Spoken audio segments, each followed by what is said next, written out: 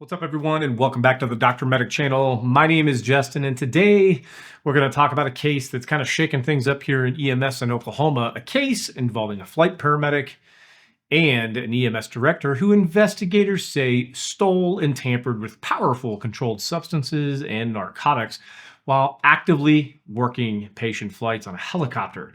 Man, the story is actually pretty serious. I'm going to put some research backing in there, and because this is EMS, we're going to talk about some real stuff in the real world side of it, okay? But stick around, be right back.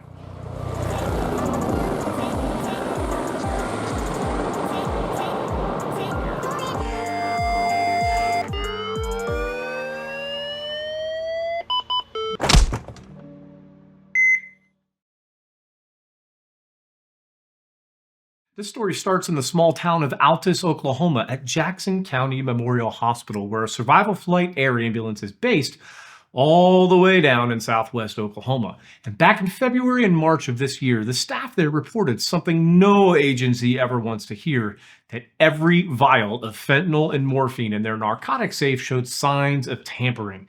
Think about that, every single vial.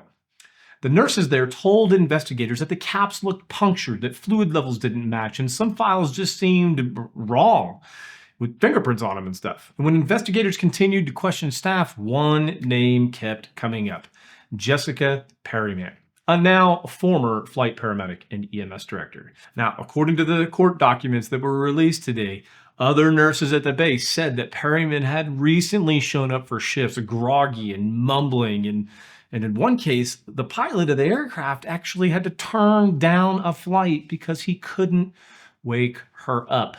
Another pilot reported that Perriman was slurring and talking nonsense and just kind of struggling to just do basic tasks while on a call on the actual helicopter to pick up a patient. And if you've ever worked air medical, you know how unimaginable that is. You are it on those flights. The paramedic, the nurse, you guys are it. You guys are the ICU up there, and you're supposed to be there to advocate for your patient. Now, after survival flight raised concerns, the Oklahoma Bureau of Narcotics stepped in, otherwise known as OBN.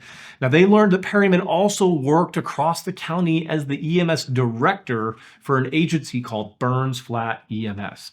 So, investigators went there next, right? Now, at the Burns Flat EMS office, which, by the way, is actually in the very same building as the police department in that town, they found 26 more vials of tampered narcotics inside the EMS narcotics safe. Now, at the time, Perriman wasn't there, so investigators had one of her coworkers call her and try to get the safe code. And during that phone call, Perriman actually must have kind of like given up, I guess, and said, "I'm going to jail," and then hung up. Anyway, those 26 vials, they then took those vials and sent them to the Oklahoma State Bureau of Investigations, otherwise known as OSBA, to their drug lab, where analysis found weight discrepancies in all of them, meaning there was a different amount of fluid in each one of them. And one vial of morphine contained morphine and diphenhydramine hydrochloride, otherwise known as Benadryl. Somehow those were mixed up. Imagine that showing up in a patient's bloodstream somehow on accident. Anyway. Now, these same court filings that were released also revealed that this is not an isolated incident, that this is 6, 7, 8 years old, going back all the way to 2017, when Perriman actually worked as a paramedic for Elk City Fire Department, which is on the western part of the state, as well as Air Evac Life Team. Now, when she was approached back then, both agencies reported the same pattern. They had vials of fentanyl that was tampered or missing. And again, like I said, when she was confronted, she blamed her dog. She literally blamed her dog. Every EMS supervisor watching this probably just feeling your blood pressure spike if somebody told you that my dog ate the fentanyl.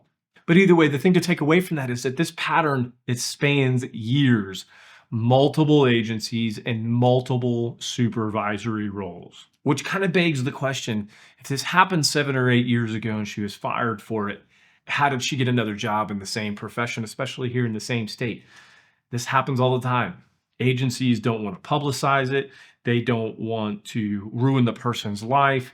And oftentimes when somebody is diverting these types of controlled substances, they're on hard times, they're depressed, they're good people who are making bad decisions. And a lot of times, they're just trying to do the right thing. The supervisors, or I'm not saying they're doing the right thing, but they're trying to do the right thing. But then the next agency does the same thing, and the next, and the next, and the next. and it doesn't really come out into the public until something terrible happens. But let's kind of zoom out a little bit away from Perryman herself. Drug diversion, it's not just stealing drugs. It's not like stealing the syringe or some normal saline from the store.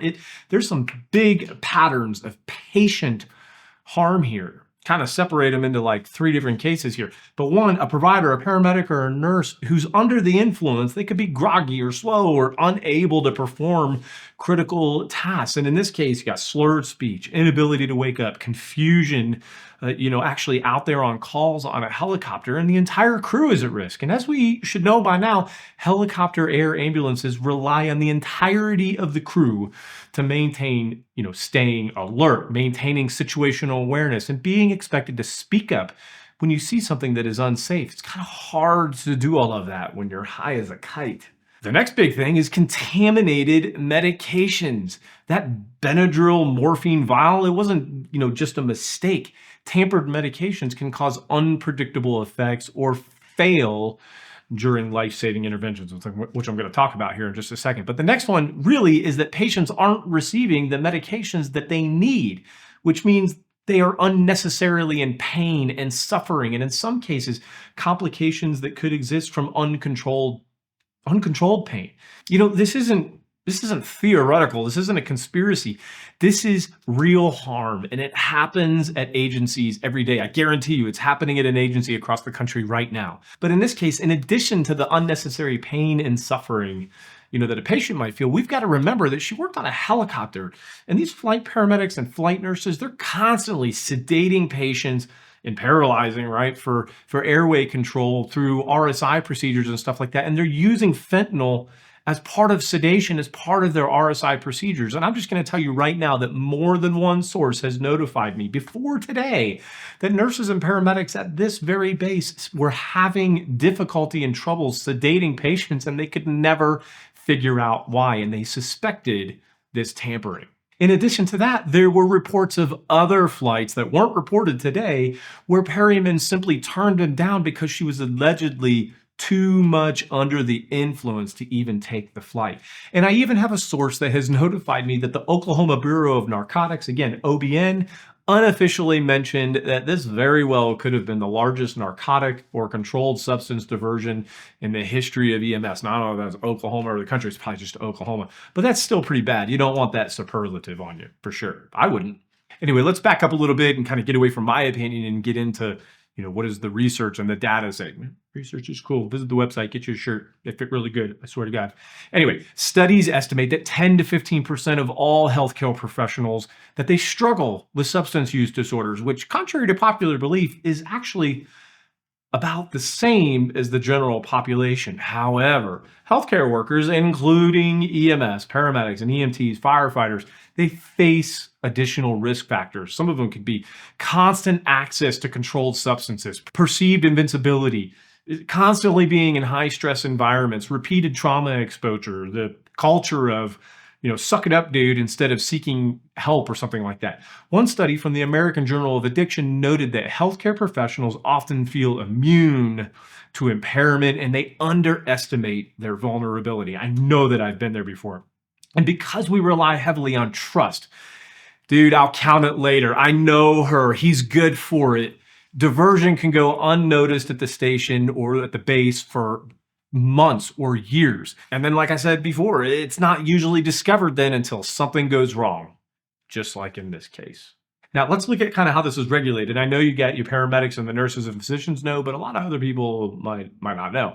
But controlled substances fall under the Federal Controlled Substances Act. There are state laws as well, but the big one is going to be the federal one. And for EMS agencies, that means 3 big obligations, as kind of paraphrasing. But first, they got to have DEA registration, which means agencies must be registered to possess or administer or even transport controlled substances.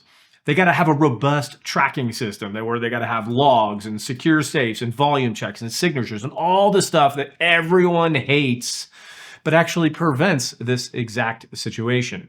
And kind of the short of it is, in case you don't know what that means when it says logs and volume checks, that literally means that every single day, every vial, every syringe, every pre-filled syringe, however the medication comes supplied, the people at that base, or whoever is taking possession of those controlled substances from the people who are going off shift, whether that's in the morning or the afternoon or the middle of the day, it doesn't matter.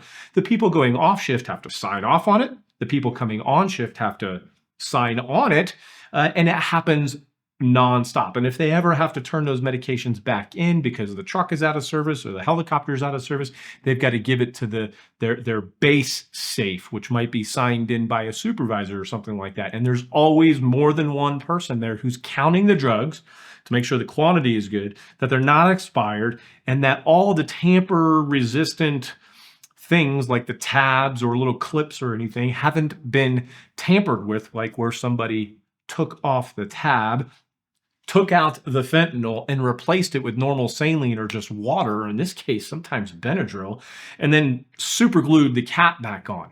You've got to be looking for that every single day. And like I said, we trust people so much. These are the people that we work with. We don't want to think that they're diverting or stealing these meds, but man, you got to check. You got to check every single day. And the last big one with the DEA is that they got to have a supervising practitioner, which is usually the medical director, who must oversee how these controlled substances are stored, used, and documented. And when these systems break down, or when someone in authority abuses the system, like a prestigious flight paramedic or an EMS agency director, diversion becomes easy, and the consequences, they can be absolutely catastrophic. Now, I hope that you can pick up on it. This case isn't about shaming this one person. This is a big problem. It's about acknowledging something that's uncomfortable in a public way, like I'm doing right now. Drug diversion in EMS, it's not rare. Impairment in EMS is not rare. You guys have all seen it. I've seen it. It happens. It's documented. There's data on it. And agencies that don't have tight systems in place are one employee away from national news.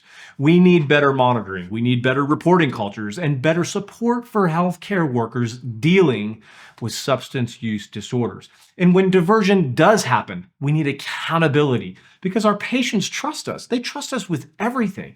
They trust us with their worst days, their pain, their emergencies, and with medications that can save or end a life. And if we don't protect that trust, someone else will. That's all I got. If you found this breakdown useful, subscribe. Share this video with your EMS coworkers. Share it with people at the base. Share it with the pilot. Share it with everybody at the fire station and your EMS station. And drop your thoughts in the comments below. Have you seen diversion in your agency? Tell us. Write it down. Put it out there in the public. How does your department track narcotics? Let's talk about it. This kind of stuff can't be swept under the rug. Either way, y'all stay safe out there, and I'll see you on the next one.